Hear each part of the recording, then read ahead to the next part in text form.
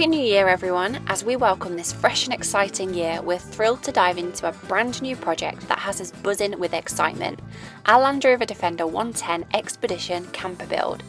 This year is packed full with big plans and epic adventures, and we can't wait to share every step with you. Today we're kicking things off by stripping our Defender back to bare metal, laying the groundwork for what will become the ultimate camper setup. Let's get started and make this year one to remember.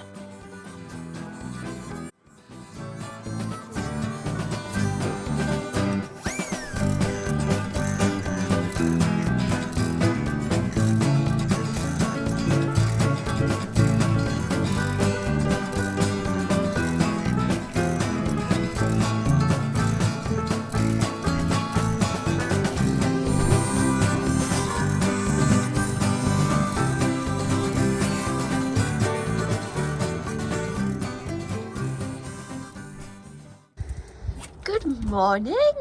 Guten Morgen. What are we doing today? So today we're going to start stripping out, try and take it back to a blank canvas and see what we've actually got and what we're dealing with.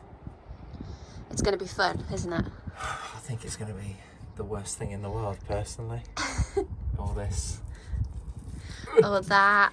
It's all the sticky stuff, all of this, all the carpet. Yeah, we'll see. We'll see how we get on. We'll see. Yeah, let's give it a go.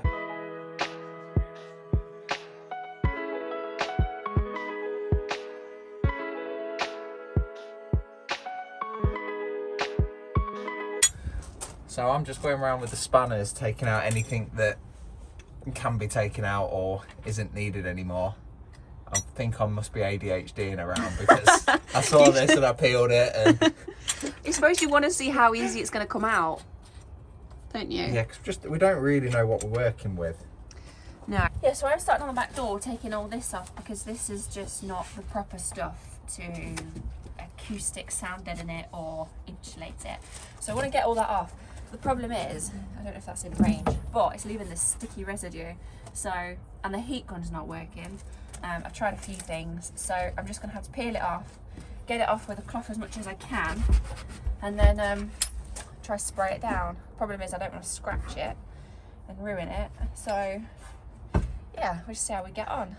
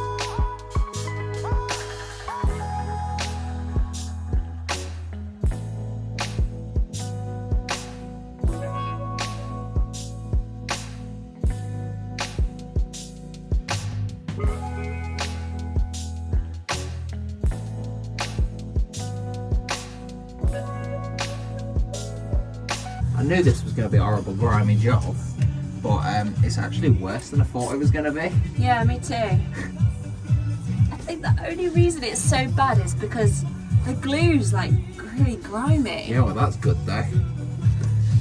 They're galvanised cappings. It's had a lot of work done, this thing. A lot. It's had a lot of work done to its like core, but nothing, no money put into it, like function. No, I don't know what you'd call it. Its core and bones are like really, really good. Yeah. But nothing into its like user experience, user friendliness. Like it drives noisy because it's not been done. It's not been deadened properly. But yeah. But everything on it seems to be pretty good. Yeah. So what's the latest? So grimy. We got a few bits out. It looks like we've just gone in and gone, rah! Yeah, it does. Doesn't look good. So we started pulling bits out just to see how it's all going to come out. Yeah, back door's got the stuff off. This sticky residue, it will come off. You can with a cloth and rub it, but it's going to take so much time. So I don't know if we're going to... debating whether to leave it or not. Yeah, I mean, I'm going to clean it up as best I can without putting hours and hours into it, but obviously it's all going to be sound deadened and insulated anyway, so is there any point taking it back to beautiful? You know, I don't think there is. Probably not. But yeah, let's continue the rip out.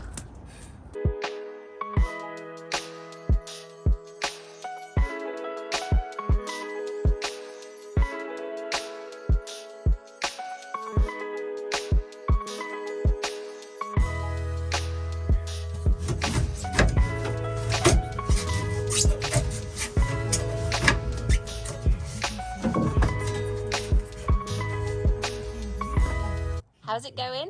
It's looking alright, isn't it? Yeah, so a little update. We've now took everything out. We've took the matting out, we've ripped off the hot tub foam, the carpet, all the bits that were stuck on here, and obviously it's left a bit of a sticky residue which is quite hard to get off, but none of it was any good. It was all not the proper stuff, and we need this vehicle to perform. So we've got everything ripped out, and now we're going to give it a good hoover out and a clean. Chloe's just getting hoovered out.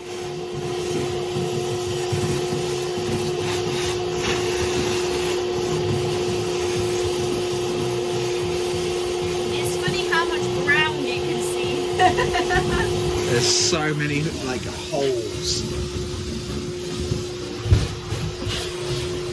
But this one's the worst, where I took the diesel heater out of. Here.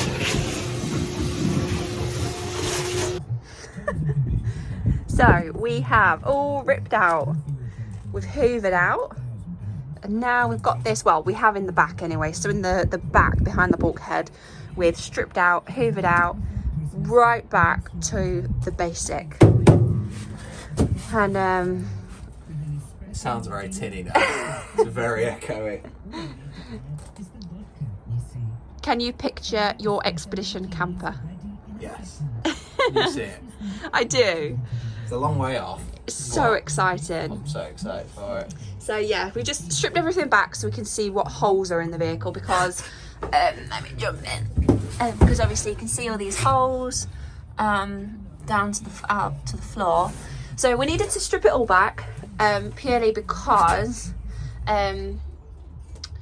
yeah, it wasn't the right materials that it was insulated with or sound deadened with, and we needed to see, you know, what was actually in the base. Yes. The reason why we've had to strip everything out and bring it back to this bare basic thing is because yeah, it wasn't insulated properly, wasn't sound deadened properly, and we needed to see what was in the core thing, see what holes we were dealing with. So we took the old diesel heater out that was in it, because it wasn't where we need it and it wasn't installed properly. And no plumbing, no wiring. Yeah, it was just kind of partially put in. What else have we done? That's about it. That's about it. Yeah. So what's next? Need to get it good. So we need to fill all these holes. Fill the holes. We need to get some aluminium plate. Oh yeah. Patch over some of these bigger holes. Yeah. Well, we haven't decided on a layout yet, which is fine. We've got plenty of time, and we haven't quite decided what we're doing in terms of like pop-top conversion. Yeah. So we want to get a pop-top on it, and we've done a lot of research about the different pop-tops that you can get. So you've got like Pop-in Rovers, Alucab. There's the company in Manchester. I don't know who they are. Yeah, I don't know what their name is. And so we don't know what we're going to do pop-top wise, because obviously Alucab in the UK is very, very, they're like, I don't know, they're kind of like market leading, top notch. I don't know why, but they are from our research. And they're very, very expensive. Can't remember what they cost, can you? I think it was £13,000 for the pop top, the fitting, and an awning, but it didn't include the fitting of the awning. Right. It was about £13,000. Yeah, But and then I've had a quote for that out in South Africa. yeah, For the pop top, the fitting, the awning, and fitting of the awning for £4,500 in Africa. in Africa. And you can ship And your I've had quotes on shipping. You can ship your Landy to Africa for what? What were the quotes? What I got a quote which was in a shipping container for Yeah. 1,800. So mentally, we're kind of in the position where it's cheaper to go to Africa, ship to Africa, have an expedition in Africa, and get the pop top and the awning and everything in Africa, and have a whole holiday for the price it would cost in the UK. But we're also, Africa's not on our top priority destination list. We want to do Norway, yeah. and Canada. potentially before Africa. So we're kind of weighing up, do we go to Africa first? But then it's balancing, making sure we're in a position that we've got the time to go to Africa and do that expedition. So then we're kind of like, okay, well, we want to get this converted because we plan to, you know, go to maybe Norway next Christmas, or at least do something in it before we ship it, before we're in a position to ship to Africa. So we don't know whether we're going to convert it up to this point, because obviously you need access to it. The roof has got to come off from here, to then put the alley cab roof on. So I don't know. And then we mentioned about doing a pop-in Rovers, which is a bit of a DIY one. But I think we need to go alley cab for what we want to do. I think they look like the best, but they're the most expensive. So we're kind of weighing it up at the minute. We don't really have a plan. We have a bit of an idea of what we want to do. But yeah, we don't really have a plan. We're kind of getting it ripped out and insulating, sound deadening, and kind of going from there. And hopefully, I don't know when. We'll just go with the flow. When are we actually going to decide on a plan? I don't know. We need to have some adult conversations about how we're going to do it. Because can you realistically convert I it don't here know. down? Because if you want a carpet line and insulate, but you've got to be able to get to them Screws. them bolts. Yeah. Decisions. We'll just take it to Africa next week. But yeah, so if any of you watching have a Land Rover and you've converted it yourself, or you've had a pop top put on it, let us know what you've done, because We're lost. we're not necessarily lost. It's just, I don't know, balancing everything and thinking of what's best to do.